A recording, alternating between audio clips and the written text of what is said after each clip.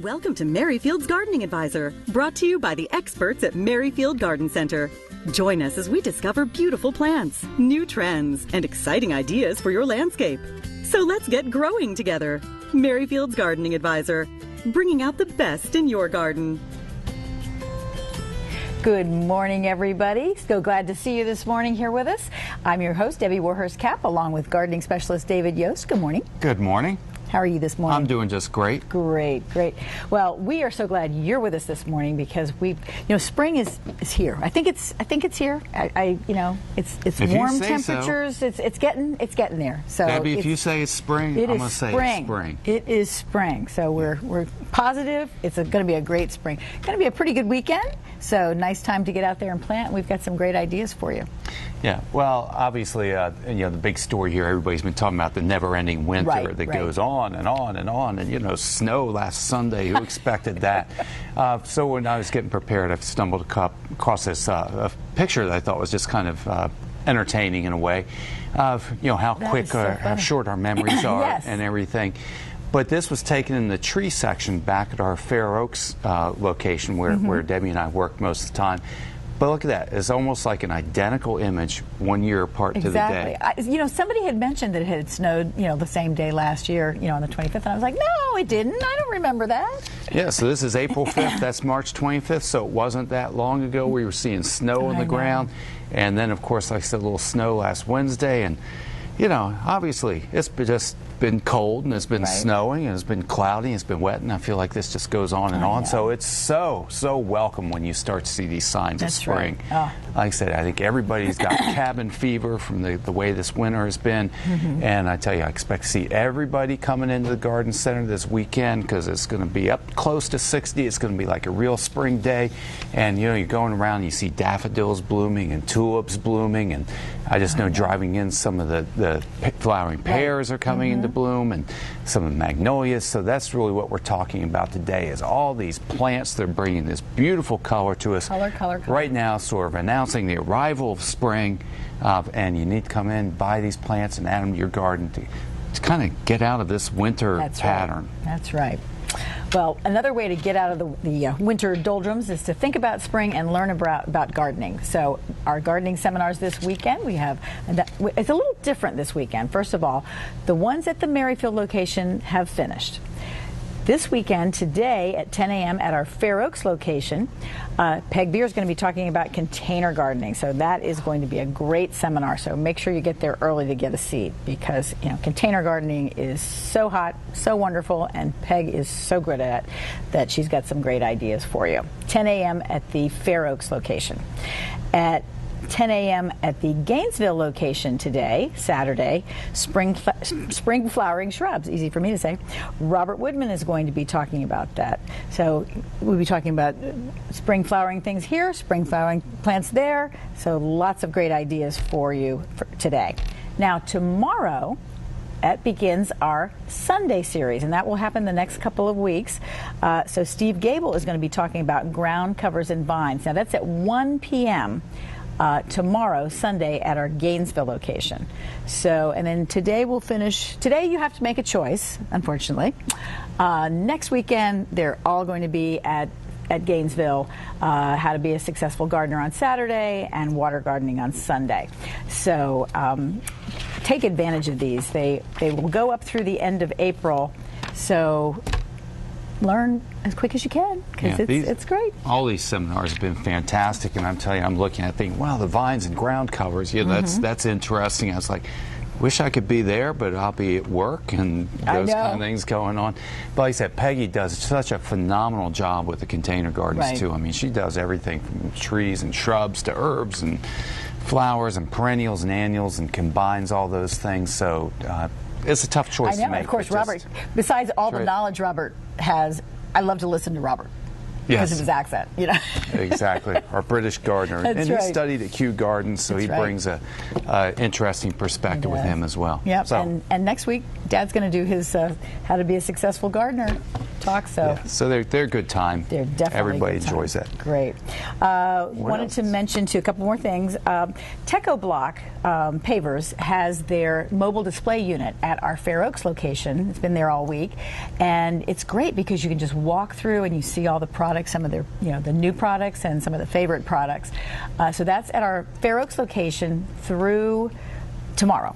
And then on Monday, it will move out to our Gainesville location, and it will be there through next Sunday. So great opportunity to stop by and take advantage of that. Yeah, I took a little walk through Did there ya? yesterday, and it was kind of interesting. Discovered a few new products. I was looking at.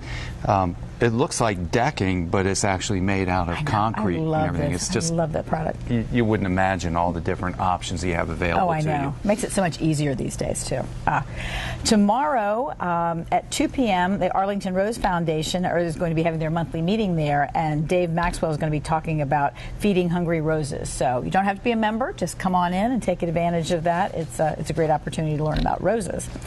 And, ta-da, April 9th, Wednesday, Merrifield Garden Center will be 43 years old. Hard to believe, isn't Wow. it? Yep. So we're going to be having some cake and punch. Almost as old as me. I know. That's good.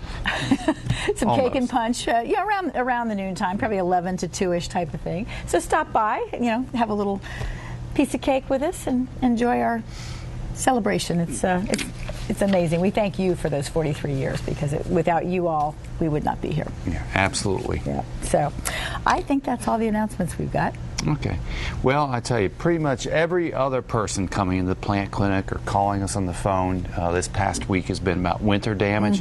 So I touched on this a little bit earlier, but I thought it was worth revisiting since this is something all of us are experiencing, and we're getting lots of calls from it. I just went around my little townhouse garden to collect these samples. I didn't have to go far, just 2 steps outside of the door. But I did that because I want to say in part, hey, this is something that all of us are experiencing. This is obviously the coldest winter we've had in 20 years.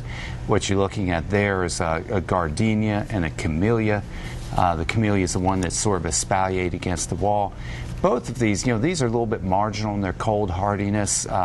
We know we're pushing the limits with it, especially on these evergreens. They are a little more susceptible to it. But, we want the plants, I wanted the fragrance and the beauty of the gardenia, so I planted. Right. Now, my gardenia, I actually wrapped it up. I went out before the polar vortex storm in January and wrapped it with a plant wrap to try to insulate and protect it.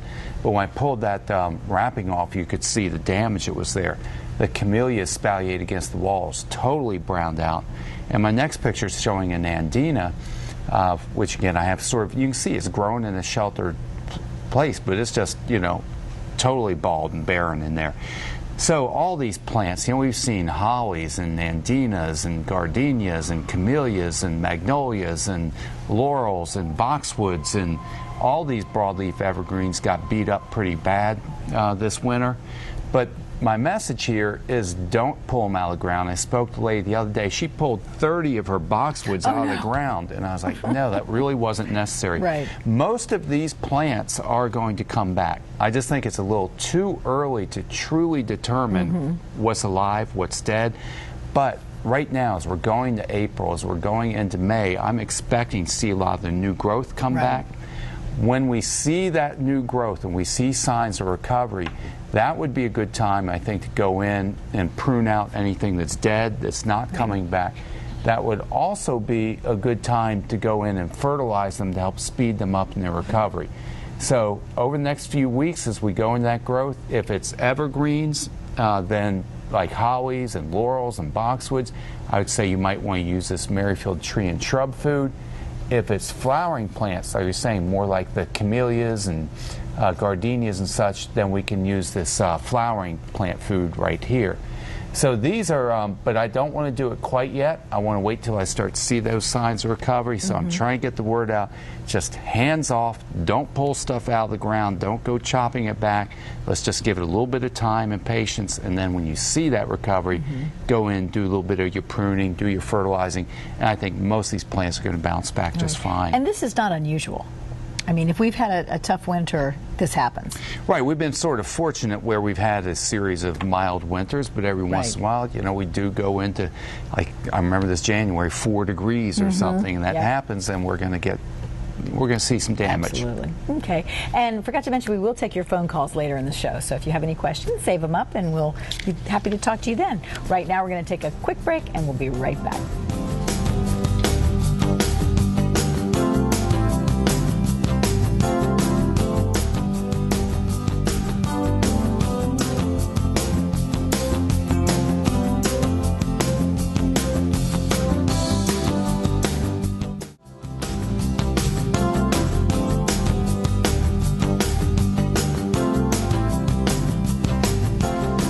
Everybody, welcome back to Mary Field's Gardening Advisor. We're talking spring, we're talking color, we're talking good temperatures, positive thoughts. Yeah, I think we've all had our fill of winter. That's right. And I tell you, and like I had a customer in the shop the other day just saying, oh, I just need some happy. I totally understand where you're coming from. And this is the way to do it. We've got these beautiful, beautiful flowers coming in.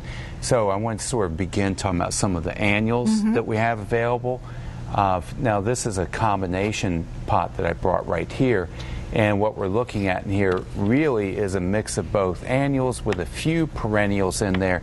Beautiful little bouquet of spring color, and as we sort of turn this around, you can start to see these are fantastic where we've combined all these different flowers, and the designers have been selecting them for the specific colors. I love the little sweet alyssum. This is an annual down there that gives us long color, nice sweet fragrance. Dianthus, which is actually a perennial. We've got stocks in here. And the thing that's nice is a lot of these flowers, they're beautiful, but they also bring a light fragrance around as well. So they were sitting in my car overnight, and I certainly had an opportunity to sort of enjoy that. I brought, just as an example, another combination basket in here with sort of bright, cheerful colors in there. That is bright and cheerful. And I'm telling you, like I said, you know, it's been gray and cold and dreary outside. You know, just pick up a basket like this, you know, and that's got to lift your day.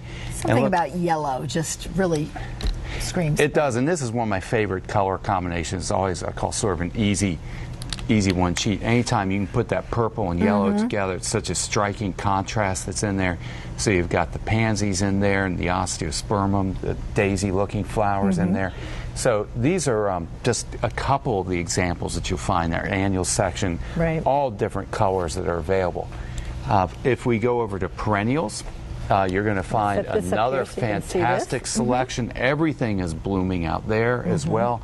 And now these perennials, of course, they're ones that you can put out into your landscape, give you color year after year. The creeping phlox, which we're showing over there on Debbie's side, that's a favorite for everybody in spring color. And you see a big range of colors that come out. You'll find white, pink, blue, and they're just covered with blossoms. Now the foliage is nice. It spreads out as a nice little ground cover, and it is evergreen. So it's a fantastic border, or you'll see people putting these on their hillsides, sometimes matching different colors together. Of that in the landscape. Yeah. And it's sometimes confused with another little low-growing perennial. It's called candy tuft. Candy tuft comes in that bright, bright white color. I was complaining, or not really complaining, but I was talking to one of our perennials people yesterday saying, you know, what I really need is a pink candy tuft. I didn't know it existed, but they took me over and showed me there is a pink one, but they weren't in flower yet, so I left it. So the candy tuft looks very similar, and it does provide that low spreading evergreen border that's in there, and the bright colors of spring. And I also just had to show off a little bit these primrose. Because the primrose, I have never seen primrose looking as beautiful as they are this year. And that kind of leads me into what I really want to say here is these are all plants that thrive during cool weather. See those up there like so earlier we were talking about plants that were getting beat up in the cold. Well, there are a lot of plants that thrive in the cold. And so these primrose that do their best under cool, moist conditions are just loving this weather. Right. The pansies are loving this weather. So the plants that I'm showing you right now, they're not stressed out or beat up from the cold. They are thriving. So there's always, what I say, kind of winners and losers in this game, and we're just getting a chance to look at some winners for beautiful spring color. Right. Now, average frost date? Right. We're not, we're spring, but we're not really out of the woods yet. And that's the thing I want to mention is, we've got color, we've got beautiful in there. It's a perfect weekend. We want you to start planting. But we still have a good chance that we're going to see some frost. As a matter of fact, you should expect to see frost. So what we're talking about this morning, we've been looking at plants that are frost tolerant. They'll tolerate a light frost. They thrive in the cool weather. These are cool season annuals and perennials and cool season vegetables. We can put them out there, but depending where you live, your actual frost date will vary. So where we're located, where our garden center, the Fair Oaks store, I use April 20 as sort of my average frost date, but that doesn't mean you're out of the woods yet. You can still get frost even going into May. So if you're thinking about putting tender plants out, you have to be prepared to protect them, and you can always talk to our plant specialist to help you know if it's ready to go out or not go out. Everything you saw just now is good to go. Okay. All right. And we have a few blue plants to get started with? Exactly. We're going to say, I'm going to kind of put these in a little bit of a sequential order, saying kind of what's blooming now.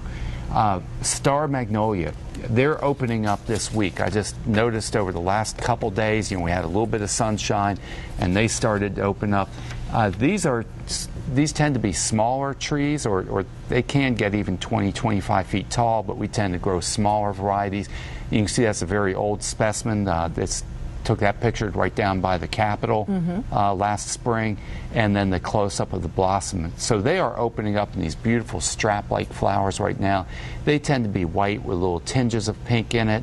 The saucer magnolia, a larger, bigger specimen that's in there, and again, they are going more towards that pink coloration. This was taken probably about this same time last year, but everything's just a little bit delayed. I expect to see them starting to open maybe a little bit this week, definitely continuing into next week. There have been some other varieties developed at the National Arboretum to stay a little smaller and more compact, and blooming even a couple weeks later. So I was thinking, I just don't know that we plant enough magnolias around. And this is just to give you a little taste of the variety that's out there. So you saw the star magnolia, saucer magnolia, and different sizes that are out there. A little bit later in the season, we'll start to see butterflies bloom. Butterflies is a hybrid between a couple different types of magnolia, actually start to get this yellow coloration. Wow. So there's ones like Elizabeth and butterflies that start to get that yellow coloration in there.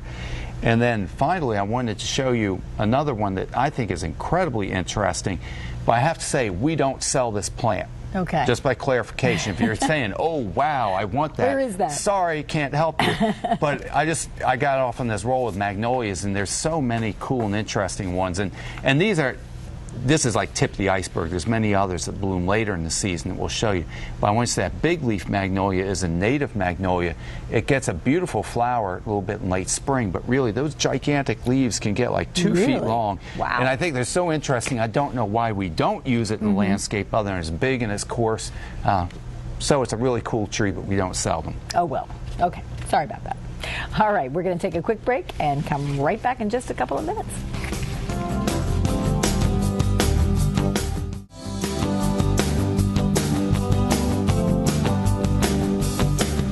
Color everywhere. Love color in our spring greenhouse, colors. too. Color in our greenhouse, color in our yards. It's Well, great. that's the thing with winter. I enjoy winter, but it is kind of drab with all just the lack of color. I know. And I love snow, but I'm ready for it to Enough's be enough, finished. right. Enough to be finished. Yeah. Okay. Cherries. Yes, we're talking about early spring color, and of course that means we have to talk about cherries. And Festival is on. Again, there's a lot of different flowering cherries that are out there. This is one that we don't see used as often. It's called the Okami cherry. It is the first to flower. That little inset, you can see a close-up of the blossom with the snow hanging on there. That was taken just When's the last time we had snow? Last Sunday. week? Right, exactly. Snow, so, out of the blue snow on Sunday. Right, so they are in bloom now. It's like I said, the first of them to flower. It has those beautiful little delicate blossoms, and maybe it doesn't get as much attention because they are smaller flowers, kind of hang down on there. It's a smaller statured tree, but for a lot of us that may be limited on space, that could be a very good thing. And it brings that nice deep pink coloration into it. Now, the one that we're waiting for, sort of everybody's favorite, and the one that's probably most famous down there along the tidal basin, is the Yoshino cherry. I think this picture was taken, it was sort of the first Sunday of April last year. So right about this time. So again, that's not at peak bloom.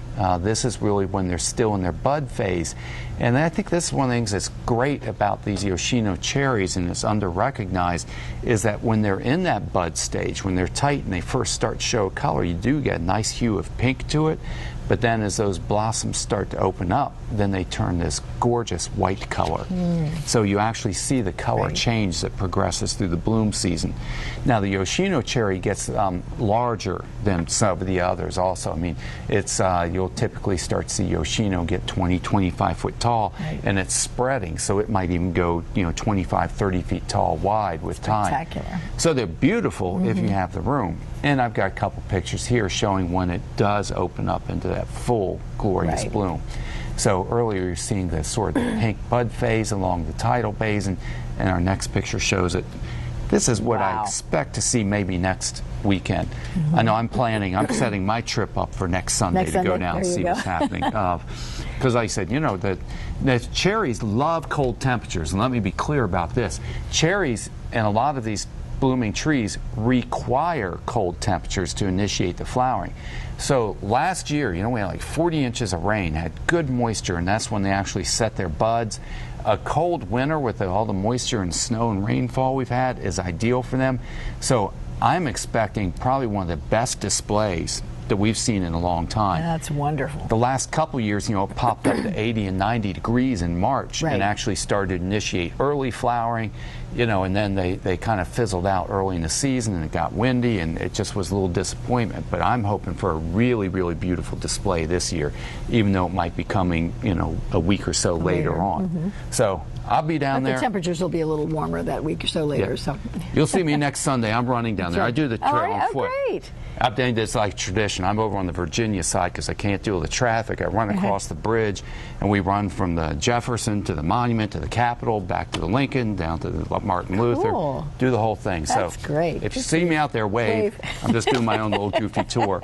But those are great trees for your landscape as well. I mean, they've got all the tradition, the history of the tidal basin, but put them out in your landscape. Now, following them, sort of next in the lineup, they're not blooming yet, are the Kwanzan cherries. The Kwanzan cherries usually come in almost 2 weeks, 10 days, 2 weeks behind the Yoshinos. And this is, again, if you had the space, hey, you could do a whole series, and you could have cherries in bloom for a month or something in there. But Kwanzan, you can see it's a shorter, fatter, fuller tree that's in there.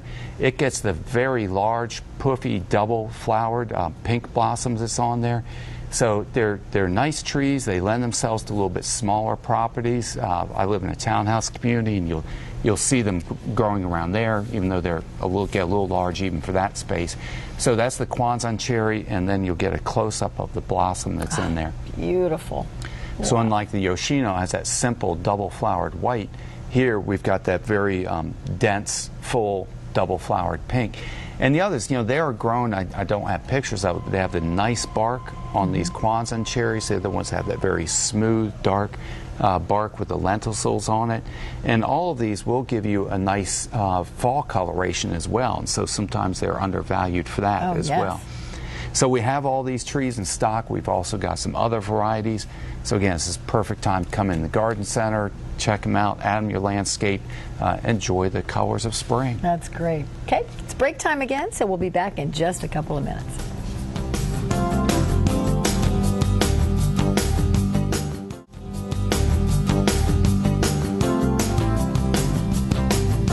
We're talking about spring color in our trees and shrubs this week and next week, and give you a kind of a series of A Taste of Spring. So what's next on our hit parade? So in ways, this is almost like a little sneak peek kind of thing. Mm-hmm. Because like I said, the magnolias are flowering now and the pears are flowering now. Cherries just getting started. You know, we kind of follow the sequence. You know, the service berry is going to be opening up now. Mm-hmm. And then right behind, I'm going to say maybe in another week or 10 days or so, we'll start to see really dramatic things happen out there. And red buds, you know, they really are a personal favorite of mine. I've just never understood the red bud. And you probably never will, Debbie. No. That just always gets me. Okay. They're gorgeous pink and lavenderish color, but they're called redbud. You know, I need to look into it, figure out how they got that name. I know, really. Because I don't really understand it. Yeah. But this is a native tree, so you'll see them growing all over the place. And that's the things, we are so fortunate where we live. I think it's probably one of the most beautiful regions of the world for spring color. Oh, yes, absolutely. Because we have the diverse community of plants that's out there. And, of course, it's just, you know, with the seasons that we have and the moisture, I think we're in for a beautiful spring season. So you will see these growing typically along sort of an edge habitat. They're what we call an understory tree. They don't typically grow out in the full open, but they grow under the taller canopy of the oaks and maples and hickories and everything. So they do their really best sort of that edge environment right there partnered up with the dogwoods. Now, there's been just an explosion over the last 5-10 years of different varieties going on. So, Debbie, you're just talking about why they call them redbud. Mm-hmm. Well, they've developed some varieties that are getting pretty close to a true red. So, I mean, you can see there's different flower colors all there. A lot of times even what I call white bud. Just to add the confusion, there are red buds with white flowers. You know, red buds with sort of the pink flowers, mm-hmm. red buds getting close to a true red. So we've got some options there as far as flower color goes. But the other thing I think is equally even more exciting is what they're doing with the leaf color and leaf variation. Because again, to me, I love it when we can add or extend the interest in a plant. We can talk about how gorgeous the flowers are, and maybe that's for a week, 10 days, for really lucky, really lucky, maybe 2 weeks in spring. But when that's over, there's got to be something that continues to hold my interest in that plant. So with red buds, they've really gone to town as far as some of these different leaf colors and variations. In the background, you can see sort of that deep magenta or almost purple coloration. That's a variety that's been around for quite a while. It's called forest pansy. So it has that same leaf color, or the same flower color that everybody's familiar with, but then emerges out in that deep burgundy, which eventually goes to a dark green in summer. Kind of going through the other ones, there's Rising Sun, where the leaves come out sort of almost yellow, going through orange, going into green. There's variegated ones that have that sort of that silver coloration in it, Hearts of Gold that has the yellow leaf to it. Mm-hmm. So you've got that going on for you as well. And our red buds, typically they're let's say maybe 15, 18 feet tall and about 12, 15 feet wide type of range. And I'd say when we say it's not a long-lived tree, you might get 35, 50 years out, but that's usually pretty good for most of us. Now, adding to that, we also have red buds that have different shapes to them. So you can start getting even more dramatic and add to this the weeping red bud. So you can see it there, but now it's got that nice cascading form, which to me makes it a really phenomenal specimen. And then we also start getting into plants like the Chinese red bud. The Chinese red bud that you can see there in that little inset is in bloom, and then the sort of the large shrub, small tree behind it and the green leaf is its summer appearance. So the Chinese red bud, it's almost shrubby in its growth. Again, they'll get 10, 12 feet tall, and so it's a nice way of adding that, but it's sort of that multi-stemmed upright shrub, and the leaf on it you see sort of a nice lustrous green. These will all be flowering probably in the next week or so ahead, so they're not blooming now, but we've got them in stock. You come in, check them out, put them in your garden, and then you get to enjoy that whole flowering season. So with the couple minutes I have left here, I wanted to switch gears and talk about some shrubs, because we're talking about some perennials and annuals and flowering trees. So I brought a couple early spring blooming shrubs in here with me today. I'm going to start over here to my right. I brought in 3 different Pierce japonica, or sometimes called a Japanese Andromeda. We carry at the garden center probably at least 5 or 6 different variations on this plant. And this is the time. It typically does bloom right now in that first week of April, and it gets these beautiful tassels you can see of these little urn-shaped flowers. This is, if you look at that closely, it looks very much like a blueberry.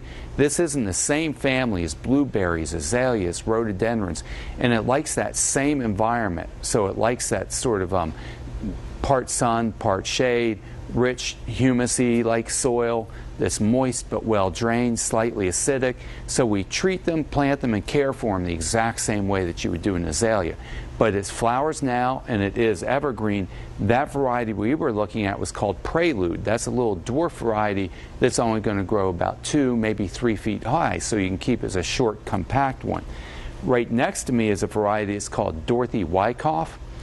Dorothy Wyckoff is a larger, more upright growing variety. It will eventually, it's not real fast grower, but eventually it'll get 5, 6 feet tall and maybe about 2 or 3 feet wide. But what's a little different on Dorothy is what we call the calyx on here in the stem is actually sort of a red-pink coloration. So you've got a white flower with a little bit of that red calyx behind it, gives a little bit of pink variety to it. And then just in front of it, you'll see where the new growth starts coming out deep red. This one is called Mountain Fire. So it is evergreen. It flowers with the white blossom, and then when it's finished blooming, the new growth comes out in that red coloration, and then that red migrates over to a dark green. So these are, to me, real specimen plants, because depending on the varieties that you select, you can give you continued interest, not just in the flowers, but also in the foliage and in the size. There are some that have variegated leaves in there. So again, this has a lot of varieties, a lot of interest, and a lot of value to you in the landscape. Another plant that I wanted to bring in, this is sort of an old-fashioned plant. They've been around for a long, long time. This is the flowering quince. Quince is an extremely early bloomer in spring. You can see the close-up in the flower. It looks like a rose because it is a member of the rose family. So the thing is, traditionally, there are some quince that are grown for their fruit, and then there are quince that have been developed specifically for their flowering. And they often have just a single, very simple blossom with either pink or white flowers. This plant's making a little bit of a revival. What they've done, the breeders have gone back and they've developed a series, they're called Double Take, that have these double flowered in it, so the flower's a little more pronounced. They've also developed plants that are a little bit shorter, more compact and stockier in their nature, so it lends itself a little better to modern landscapes. This plant, I can only describe it as a little bit rangy in its growth habit. It's not real tidy and compact. But if you have a little bit of a naturalized place or an area cutting garden where you can put it, these are fantastic to use in flower arrangements because those buds are so pretty and then they open that nice rose-like flower. These are just a few of the things you're going to find when you come in the garden center. They're in bloom right now this weekend. But we're going to take a commercial break right now. This is a good time to give us a call. Please give us a call. If any of your gardening questions, we'd love to hear from you. Good. I was hoping that phone number would come up on the screen because I sure can't remember. But there it is, 703-387-1046, and we'll be right back.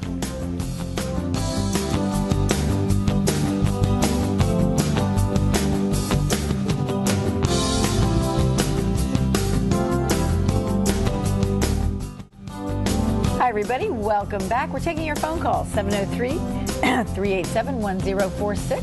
So please give us a call. And David, our good friend Richard from Colesville is calling first. Hi, Richard. How are you? Richard, you there? Good morning.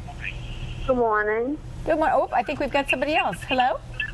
Hello? Hi, who's this? Hello? I'm having a little trouble hearing. There's Richard. Okay, sorry. We were hearing somebody else. How are you? Yes, right. I have a question for you. I have my lady friend from the peninsula of the state of Washington, Port Orchard, and she is growing what is called the tree lily. And it sounds like it gets up 5 to 8 feet high. It flowers. It must be something like an Asiatic lily. It has an aroma. and it's a soft stalk, so it dies down in the fall. What are we talking about? I don't know. You may have stumped me. I have to say I'm a local boy. I haven't, no gardening around this area. But only thing is, and you touched on this already, if it is a Asiatic lily, but it's just one that she's had and is grown. Lilies can easily get 6 feet tall if you stake them and everything. So that's what I'm guessing it is. But I've never heard of anything that's really called a tree lily. But you can grow beautiful lilies, here on the East Coast and everything. So get her to send you a picture of it, and you can always email that in, and we'll try to get a better ID on it. Oh, wonderful. I'll do that, and thank you, and as usual, I do enjoy the show. Okay, thanks for watching. And yeah, I'm thinking if it's fragrant, it looks like a lily, it's got to be a lily would be my best guess. Have a great weekend, Richard. Take care. Okay, let's see. Our next caller is Mary. I believe she's calling from Brooksville. Is that correct? Yes. Hi, how are you? Good morning. I'm fine, thank you. Good, good. What can we help you with today? Well, our lawn, at the end of last summer, we started noticing that it almost seemed like hunks of it were coming up when my husband cut the grass. And we do have a lot of trees. In fact, we have a cherry blossom in front, several maples, and several maples in the back. As it worked out, we also got a puppy last year, and the puppy looked like it was tracking something in our yard. Right. Its little nose would be down, and it would be running from side to side. And we wondered if anything was tunneling under the yard, or if the roots of the trees, they're more mature trees, and some of the roots are up, if that might be impacting the lawn. Well, Mary, I think what's going on from your description is what happens, thinking back starting last summer when you're seeing problems with the lawn. Grubs, the beetles, the adult beetles, lay their eggs usually in late July.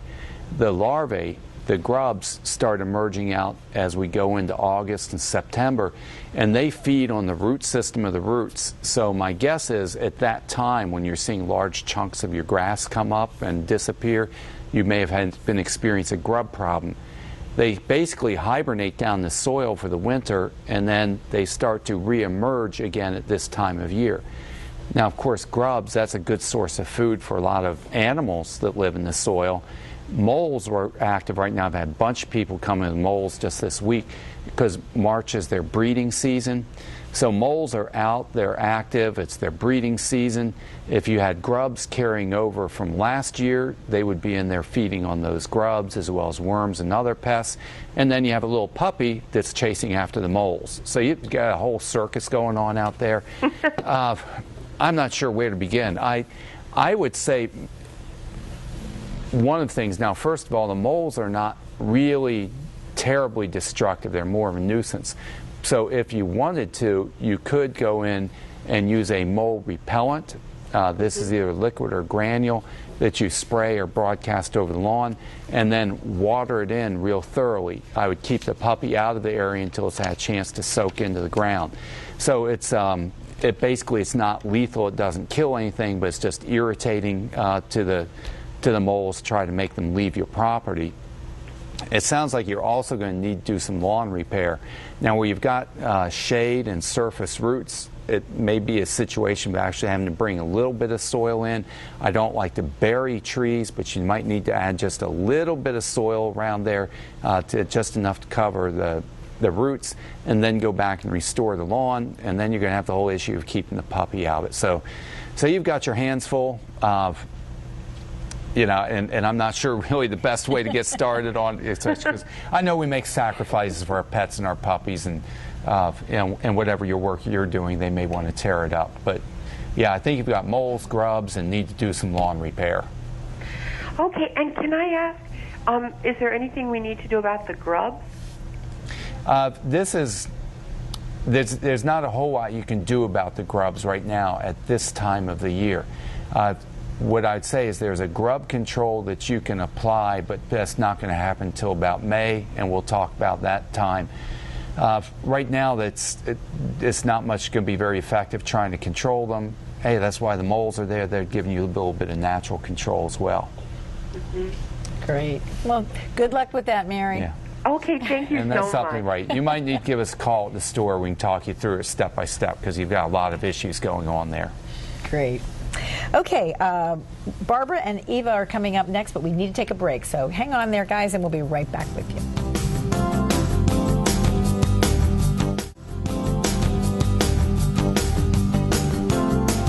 Okay, let's squeeze a couple more callers in here before we run out of time. Barbara is calling from Washington, D.C. Hey, Barbara, how are you? Good morning. How are you? Great. Oh, we're doing just great. Good. Love your show. Thank you so much. I have a problem with, I have indoor plants, okay? And I have a aloe vera plant. And I've had several and have not been successful with them. So this one I bought around December, and I have never watered it because I think that I'd be overwatering them or whatever. But so what I need you to tell me is how to take care of it. Okay, well, it sounds like you're off to a good start. I'm guessing the one you bought in December is still looking pretty good? Yes. Good, yeah. And I think you're exactly on the right track there, that you probably have been overwatering those. Of course, that's such a succulent plant, holding all that moisture in its leaves. It does best when it's grown in a cactus soil, something that's kind of a sandy soil that allows the water to readily drain right through there. It likes a very bright light. You can even put a little bit of direct sun on there and it will be fine. And really the only thing that can go wrong with the aloe is overwatering. Probably watering it, about once every 4 weeks or so is right on time. Now, if you bought it in December, I have to think it's probably due for a good thorough watering by now. Right. So I was thinking maybe so too.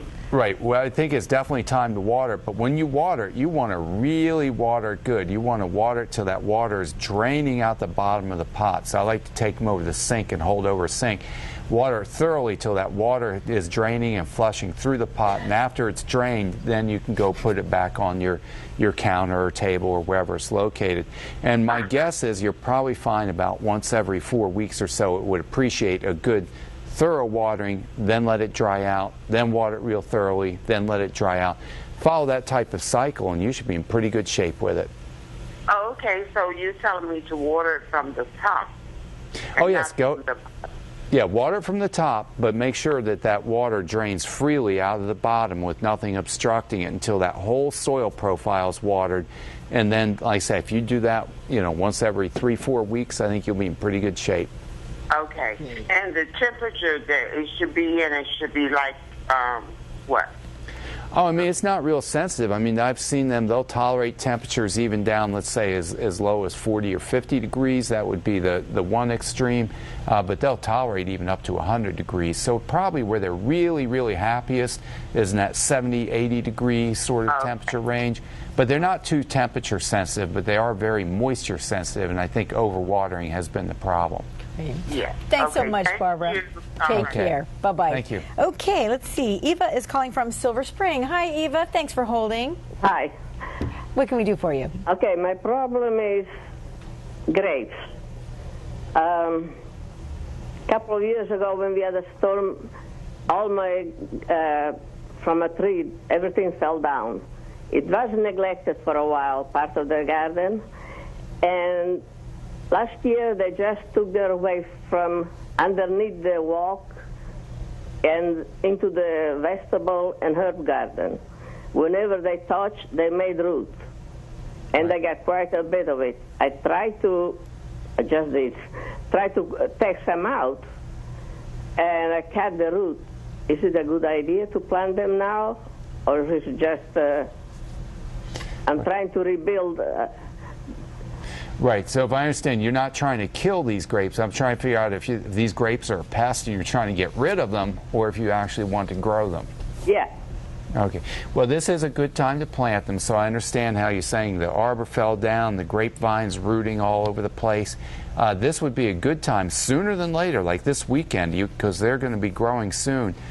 You can go out there and, the best of your ability, lift them out of the vegetable bed, dig them out by the roots and everything, and then replant them. Of course, grapes like an area that has good sunlight, as good at air circulation as possible because they get mildew and they get botrytis and they get brown rot. So they're vulnerable to several fungal infections. So anything you can do to provide an open, airy environment, get them up off the ground onto a trellis would be fantastic. That will improve results. But yes, go out there and just try to dig them up, get as much of the root ball as you can, and get them trained back onto a trellis. Great. Thank you, Eva. Does that take care of it? Okay, thanks. Some they came underground and I can't get the root out. How can I get rid of it? If that's a problem, now there's also, if you're trying to get rid of it, there's what's called stump and vine killer, where you scratch the stem of it, wound the stem, and paint this. You paint the stump and vine killer directly onto the stem, and that will kill the vine. So only do that where you're trying to destroy the vine. Make sure, and then the plants you're trying to salvage, keep that separate. Thanks so much for your call. Take care. Have a great weekend. Okay, let's see if we can squeeze one more in. Is it Jackie? Yes. Hey, hello. how are you? We have about a minute. Do you have a very quick question? Yes, I have pyracanthus growing, and eventually I wanted to connect either side. So right now they're about 7 foot tall, and I want to know the best way to trim them. Oh, that's a tough question, Jackie, because pyracantha, it flowers off of old wood. So you can prune them aggressively, but if you do that, you're probably going to lose your flowers or blossoms for one season. So you have a choice of, you could prune them now, but of course then there's no flowers and no berries. If you wait till after they're flower, then hey, you got the flowers, but still no berries. If you wait till after they berry, then you're probably going to miss the following season. So anyway, I don't know if I'm making sense here. You can prune them. You can do it almost any time. You can even get aggressive on it, but that may disrupt your flowering and blooming. There's no really good answer. What's the best thing to use to prune them? Because they're very woody and thick. You can just get some good leather gloves on because they are so thorny. And if it's up to about a 3/4 inch diameter, you can use hand pruners. Anything bigger than that, you need to get in there with a pruning saw. Okay. Thank you so much. Sorry to cut you off. We have run out of time. Thank you for some great suggestions, and we've got more coming next week with some more color, right? Exactly. We just keep going through the whole blooming season. That's right. Don't forget the seminars this weekend. Take care.